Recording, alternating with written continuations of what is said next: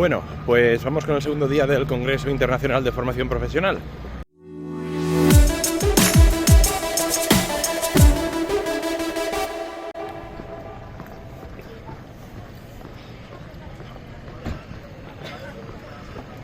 Por eso hoy vamos a abrir la jornada hablando de competencias de la economía de hoy y también del espacio europeo de educación.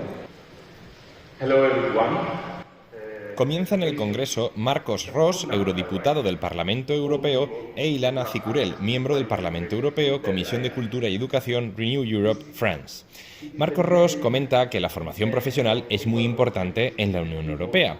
E Ilana Cicurel nos dice que los programas Erasmus son muy importantes para el intercambio de experiencias, no solo para estudiantes, sino también para profesores, y además dan la oportunidad de que los diferentes países europeos puedan intercambiar experiencias al margen de las particularidades de cada región.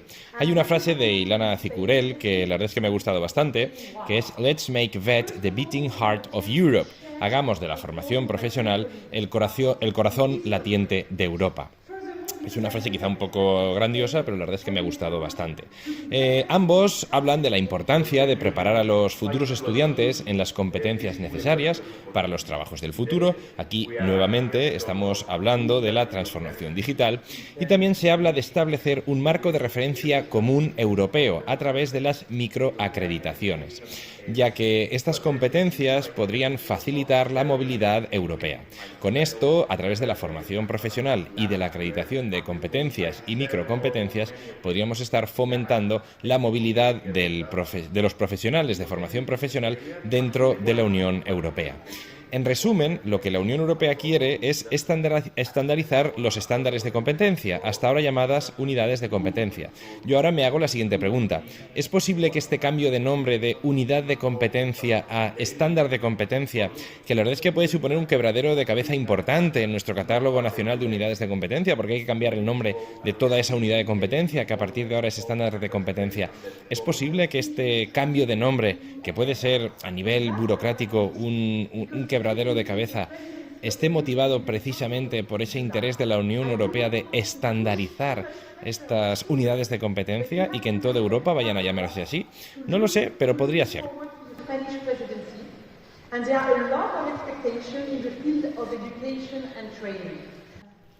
A continuación hablan Manuela Guélén, directora de Empleo y Competencias de la Comisión Europea, y Elisa Mohamedou, responsable del Centro para las Capacidades del OECD. Manuela Guélén nos resalta que actualmente en la Unión Europea 9 de cada 10 empleos, es decir, el 90% de los empleos, requieren algún tipo de habilidad digital, es decir, requieren una transformación digital. Aquí se vuelve a hacer hincapié en esa transformación digital de la que hablábamos. Elisa Mohamedou nos habla de que la transformación digital y la transformación verde, de las que ya hablábamos en el día anterior, creará nuevos trabajos. Y esto, la FP aquí tiene mucho que decir, porque precisamente por su agilidad y su velocidad para adaptarse a los cambios, nos puede aportar nuevos trabajos, lo cual es muy bueno tanto para los trabajadores como para las empresas. Y también habla de la importancia de la formación continua. Los presentadores les preguntan a ambas por el papel de las soft skills en la selección de empleo. Manuela Guélén dice que son cruciales, tanto lo que estamos hablando del trabajo en equipo, la capacidad de comunicación, la capacidad de sociabilidad, de socialización.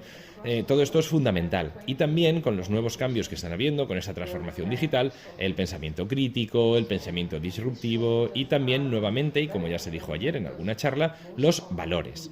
En cuanto a Elisa Mohamedou, habla de que son tan importantes que de hecho las capacidades técnicas sin soft skills son totalmente inútiles, no sirven para nada. De hecho, y esto me ha gustado bastante, prefiere llamarle capacidades transversales antes que soft skills. O sea, transversal skills en vez de soft skills, porque dice que no hay nada de soft, no hay nada de blando en las soft skills. También destaca, volviendo al tema de la formación continua, que menos del 50% de los adultos están involucrados en formación continua, y esto es algo por lo que habría que trabajar, es decir, habría que conseguir que la población adulta tenga una mayor motivación de cara a la formación continua. También indica que no le gusta la diferencia entre core skill y soft skill, porque las soft skills de las que hemos estado hablando hasta ahora son fundamentales también, ¿vale? Todos serían core skills, todos serían capacidades fundamentales. Y ambas también hacen referencia a que hace falta desarrollar nuevas habilidades tecnológicas, digitales, debido a todos los cambios que estamos teniendo en nuestro entorno. Yes, indeed. I think we already see nowadays in surveys. El siguiente en hablar es Tomás Manso, responsable de control de recursos humanos en Correos, y él nos comenta la necesidad del reskill y el upskill, es decir, de readaptar nuestras habilidades y de actualizar nuestras habilidades debido nuevamente a la transformación digital que estamos viviendo. Felicita al INCUAL y al Ministerio de Formación Profesional por trabajar con ellos en la definición de perfiles profesionales relacionados con la distribución y entrega de paquetería. Y desde el punto de vista de magnitudes de lo que representa nuestra compañía, más de... El siguiente en hablar es el Teniente General Pedro José García, que destaca la importancia del reconocimiento de las competencias adquiridas en los ejércitos para cuando pasen al mundo civil. Es decir, aquellas personas que hayan estado trabajando por el ejército y hayan adquirido competencias en el ejército, cuando pasen al mundo civil, que se les reconozca estas habilidades adquiridas en el ejército. Explica que se ha llevado a cabo un proyecto gracias al cual este reconocimiento está a punto de llevarse ya a cabo. Los dos primeros títulos en los que se va a llevar a cabo este proceso son Administración y Gestión y Técnico en Conducción de Vehículos de Transporte por Carretera. Más adelante se seguirá con otros dos títulos, entre los que estará el de Cocina y Gastronomía. Ido adquiriendo por la experiencia y el trabajo dentro de las Fuerzas Armadas. Pero en primer lugar se hace... Continúan Carmen Morenés, directora de la Fundación Telefónica, Antonio Lasaga, director de Recursos Humanos de Airbus España, y Remedios Orrantia, HRD Cluster Europa de Vodafone y presidenta de la Fundación Vodafone España. Personalmente, para mí esta ha sido una de las charlas más interesantes del día. Carmen Morenés, del grupo de Fundación Telefónica, hace referencia a la necesidad de información, es decir, de saber y de entender hacia dónde va el mercado laboral. Y esto es importante para todo el mundo, para los estudiantes, para saber en qué formarse, para los profesores, para saber qué es lo que tienen que enseñar, y para los políticos, para saber qué dirección política tiene que seguir el país desde un punto de vista económico y estratégico.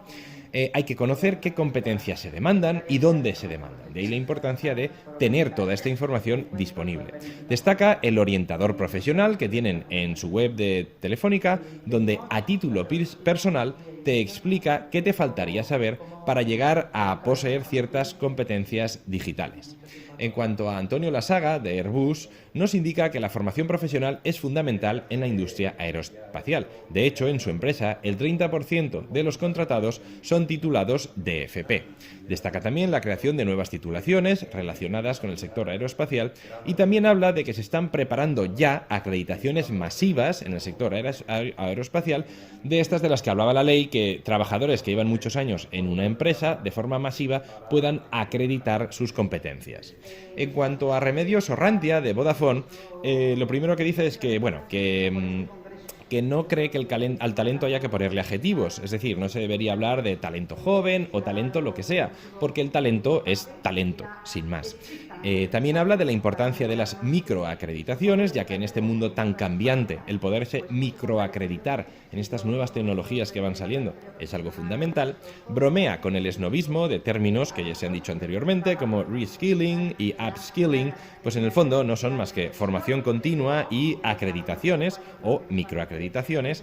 Y bueno, todos ellos, en cuanto a las características que han de tener los futuros trabajadores, además de todo lo que ya se ha dicho en otras charlas, incluyen la necesidad de interés por aprender del futuro trabajador.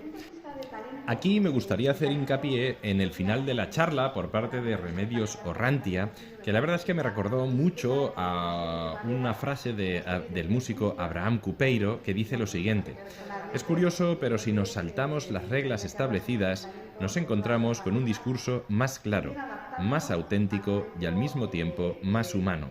¿Y por qué digo esto? Pues porque acabó la charla con algo totalmente diferente a lo que era un poco la línea del Congreso, pero la verdad es que aplaudo su valentía, aplaudo lo que dijo y además lo suscribo y estoy totalmente de acuerdo porque además lo he sufrido también en primera persona. Y dijo lo siguiente, quiero ponerlo en sus propias palabras porque creo que no hay una sola coma que cambiar. Y apelo también al Ministerio de Universidades, hay que parar la cultura esa del machaque en las escuelas técnicas, en donde nos sentimos más orgullosos porque los jóvenes con unas medias de 14 van y el 50% no pasa el primer año. Y la verdad es que pues me encanta que haya dicho esto porque es cierto y es algo que habría que poner sobre la mesa. Después del descanso para el café, continúa Mathieu Marcieca, responsable de Economía, Educación y Centros Franceses de Excelencia Profesional de Campus de Métiers de Francia. Y bueno, nos comenta habla sobre los centros de excelencia y nos comenta cuáles son las características de estos centros, que deben de poseer los medios adecuados, deben de llevar a cabo investigación, docencia e involucrarse con los distintos factores sociales de su entorno. Asimismo, han de transformar un área concreta en una transformación real y este área ha de ser la zona donde estén ubicados estos institutos. Destaca también la necesidad de que los centros de excelencia españoles y franceses trabajen conjuntamente. Continúa Juan José González Cifuentes, director del Centro Integrado de Formación Profesional Aguas Nuevas de Albacete. Y bueno, continúa hablando de los centros de excelencia y comenta que es muy importante que los institutos se certifiquen con certificaciones de calidad para comenzar de entrada hablando el mismo idioma que las empresas. Según parece, Albacete es uno de los lugares más importantes en España en cuanto a enseñanzas relacionadas con aviónica y en su centro además se hacen exámenes oficiales relacionados con todo el mundo de aviónica, drones, etc. Resalta la importancia de la innovación en los centros en referencia, por ejemplo, a contenidos, al desarrollo de proyectos, etc. Básicamente yo lo interpreto como que los centros de excelencia tienen que ser los centros que lideren el cambio a todos los niveles. Juan José González comenta que, por ejemplo, ellos hicieron un proyecto de volar un dron impulsado por hidrógeno y cuando hicieron la publicación en prensa se dieron cuenta de que habían sido el primer centro que realizaba algo así. Y de hecho tuvieron 2 horas de vuelo con hidrógeno. Así es que sí, efectivamente, se puede realizar algún tipo de innovación desde los centros de formación profesional y esto debería de ser liderado por los centros de excelencia. Centro de excelencia, digamos que tienen una parte de los chiquitos de grado medio de montaje de estructuras y sistemas de... Continuamos con Paolo Nardi, responsable de Asuntos Internacionales e Investigación en el Centro de Formación Profesional La Cometa, en Como, Italia. Sigue hablando de centros de excelencia y básicamente nos habla de que los centros de excelencia han de implicar a los alumnos en contenidos reales, con clientes reales y han de formar parte de un ecosistema completo, también formado por las universidades, por los gobiernos que les rodean y trabajar todos ellos de forma conjunta. También destaca la importancia de las soft skills y del desarrollo humano integral. Continúan Dácil Suárez, subdirectora de Personas y Organización de Repsol en el Complejo Industrial de Puerto Llano, y Marta Mora, estudiante de formación profesional. Dácil Suárez indica la importancia del acompañamiento del alumno en la FP Dual y Marta Mora indica lo muy enriquecedor que es poder poner en práctica todo lo aprendido durante la formación en el aula. También hace referencia a la importancia de las soft skills. Me ha permitido también tener un acercamiento mucho más real a lo que hoy en día es el entorno laboral. Continuando sobre el tema de los centros de excelencia, tenemos a continuación a Sergio Banderas, profesor del Centro Integrado Nuevo de Málaga, Carmen Jiménez, profesora del Centro Integrado número 1 de Ceuta, Luis García Domínguez, presidente de FP Empresa, Jorge Bea Sánchez, director del Centro Integrado Virgen del Camino en Navarra y Patricia Santos, profesora de Formación y Orientación Laboral en el IES Profesor Isidoro Sánchez de Málaga. Sergio Banderas nos habla de la importancia del empleo de metodologías activas y de ahí la importancia de la innovación, de trabajar sobre cosas que están activa y actualmente en la empresa, la importancia del empleo de nuevas tecnologías como ChatGPT, como herramienta de trabajo en el aula, etc. Carmen Jiménez habla de que darle buenas oportunidades educativas a un alumno mejora su autoestima y su motivación. Los procesos de internacionalización son un buen ejemplo de ello y precisamente por eso es tan importante innovar y aplicar todo este tipo de acciones y actividades que puedan ayudar a la motivación y a la autoestima del alumnado. Luis García Domínguez habla del papel de FP Empresa, intentando establecer una red de centros nacionales donde la innovación y las buenas prácticas se compartan entre todos los centros de FP. Jorge Bea Sánchez indica que toda innovación requiere transformación pedagógica y digital, que sería importante fijarse en el País Vasco como un buen modo de aprender buenas prácticas, y también resalta que en su centro, el Virgen del Camino de Navarra, son centro de excelencia nacional de mecatrónica. Por último, Patricia Santos resalta nuevamente que los centros de excelencia han de promover los cambios metodológicos necesarios en la innovación. Que va a permitir que el alumnado se conecte más no solamente con la empresa. A continuación tenemos casos de éxito en la formación profesional. Tenemos a Paco Roncero, a Javier Escribano, a Lupe Montero, José Luis Gil, Paloma García Martín. Y bueno, todos ellos son carreras de éxito, personas que han llegado muy alto. Hablamos de 2 estrellas Michelin, CEO de Mecanizados Escribano, Premio Goya de Maquillaje, director de la fábrica Talgo, directora de Enfermería del Hospital del Mar. Y bueno, todos ellos vienen desde abajo del todo y a través de la formación profesional. Por eso muestran su agradecimiento a la FP. Yo, como detalle así un poco puñetero, por decir algo, comentar que todos estos pertenecen a la FP antigua, en la que no había FP dual. Pero bueno, no quiero decir con esto que la FP dual no sea importante, estoy diciendo que la FP ha sido importante siempre, y ahora con la FP dual, pues la verdad es que en principio es mejor, pero que realmente ya tenemos muchos casos de la FP antigua donde también han llegado muy lejos. Mi papá, mira, no voy a estudiar en la universidad, voy a hacer una FP. Imaginaros la que se gastó en casa, ¿no? A continuación tenemos una ponencia inspiradora a cargo de Jen Herranz, comunicadora, youtuber, instagramer, etcétera, concretamente en el sector de videojuegos fundamentalmente, y nos comenta que lo que los jóvenes quieren es ser felices. Ella, por ejemplo, dejó segundo de bachiller y se fue a un grado medio de laboratorio de imagen porque es lo que le gustaba. Cree que es muy importante desestigmatizar esta imagen que tiene la FP. Por ejemplo, ella, pues cuando pasó de segundo de bachiller a un grado medio, era como que estaba haciendo algo, ¿no? No hagas eso, hay que desestigmatizar esa imagen. Y también comenta que, bueno, que la juventud es el momento de probar. Pues es cuando no tienes una hipoteca, por ejemplo, tienes toda la vida por delante, no tienes cargas familiares, y que es el momento de probar, porque a lo mejor lo que a ti te gusta no está en la universidad, está en una FP, y que te puedes equivocar y no pasaría nada, que sería el momento. La verdad es que a mí me gustó mucho esta charla, me esperaba otra cosa, y la verdad es que me sorprendió muy positivamente. Por otro lado, tengo que decir que esto de que los jóvenes lo que quieren es ser felices es una especie de mantra que repite la juventud de hoy de una forma muy repetitiva, y me sorprende ampliamente, porque en mi época no es que no quisiéramos ser felices, es que la felicidad se veía como un resultado de haber alcanzado nuestros objetivos, no como un objetivo en sí. Y la verdad es que creo que es un tema importante que habría que tratar, porque seguramente nos desvele mucho de cómo son los jóvenes de hoy. La formación profesional de calidad que tenemos en este país, que creo que es maravillosa. Quiero hablar... Para terminar, tenemos a Xavier Triana, responsable de Relaciones Internacionales del Consejo de la Juventud de España, Elsa Arnaiz, presidenta de Talento para el Futuro, Daniel McCabe, representante regional de Champions Trust para Europa, Georgiana Lavinia Cordunenu, portavoz de Equipo Europa en Madrid, y Marta Alarcón, Human Design Lead en Tribu. Todos ellos estamos hablando de gente muy joven y básicamente nos hablan de cómo la FP contribuye a mejorar las perspectivas laborales de los jóvenes, incluso más que la universidad, a reducir las brechas de género, de qué manera la FP puede ayudar a la transformación digital, a la transformación energética, a la transformación verde, y la importancia de encontrar algo que te haga feliz. Volvemos al mantra de la felicidad como objetivo y la necesidad de que el sistema educativo se acerque al mundo laboral, la importancia de las soft skills, etc. Nuevamente vuelvo a lo mismo, hay que analizar qué significa que la felicidad haya pasado de ser una consecuencia a ser un objetivo. Sería importante para entender a la juventud.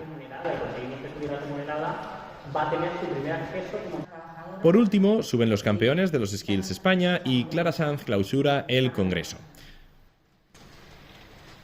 Y eso depende de los centros, no depende de una ley, por estupenda que sea, que hayamos aprobado, no depende de un real decreto que vayamos a aprobar ahora mismo. No depende tampoco de actuaciones que promovamos desde el Ministerio de Educación y Formación Profesional. Eso es imprescindible, pero solo no sirve para nada. Necesitamos, y el cambio depende de los centros y evidentemente del profesorado, de los formadores, de todos los centros de formación profesional y depende de las empresas. Antes de terminar, me gustaría dejaros con las conclusiones de uno de los profesores asistentes al Congreso, Miguel Carnerero Villaverde, del IES El Majuelo de Gines, Sevilla, y actual asesor técnico docente del Ministerio de Educación. Para mí lo más importante del Congreso es que ha sido una demostración de fuerza. El Ministerio de Educación, observando las cifras de paro juvenil, de escasa cualificación en formaciones intermedias de los jóvenes españoles, y basándose en casos de éxito de países donde la formación profesional está bien arraigada, como Alemania, Francia, Finlandia, decidió acometer el proyecto de hacer una nueva ley y provocar los cambios que nos han contado en el Congreso, implicando a todos los actores posibles de la sociedad española. Se elaboró la ley con un consenso bastante amplio. Ahora se ha elaborado el Real Decreto que la va a desarrollar en su parte más fundamental, también con un amplio consenso por las comunidades autónomas, y el Congreso no ha sido más que una demostración de que esta idea va en serio, de que el cambio está a punto de llegar, que todos estamos implicados en el mismo y que el discurso de todos los actores es exactamente el mismo, es la misma apuesta por todos lados. Eso me ha parecido a mí lo más importante. Y el aspecto más negativo del Congreso ha sido que no se ha hablado especialmente del rol del docente en todos estos cambios que se avecinan. Se ha hablado mucho de intencionalidad política, de ese gran consenso que hay desde Europa hasta las comunidades autónomas y el Estado español. Se ha hablado mucho de las oportunidades que se van a brindar a partir de ahora a las empresas que necesiten profesionales de determinados sectores, porque se les va a facilitar precisamente con estas nuevas modalidades de formación, y se ha hablado mucho también de las oportunidades que van a tener los alumnos. Sin embargo, yo creo que se asume como algo normal que los profesores pues vamos a estar ahí en ese motor de cambio, pero no se ha hablado prácticamente de nosotros, no se ha hablado del valor que se nos debería conceder de alguna manera como parte fundamental en este proceso. Y tampoco se ha hablado especialmente de cómo se nos va a apoyar, cómo se nos va a ayudar, porque los cambios que se nos vienen encima también nos van a afectar en nuestro trabajo diario. Pues hasta aquí ha dado de sí. Hasta luego.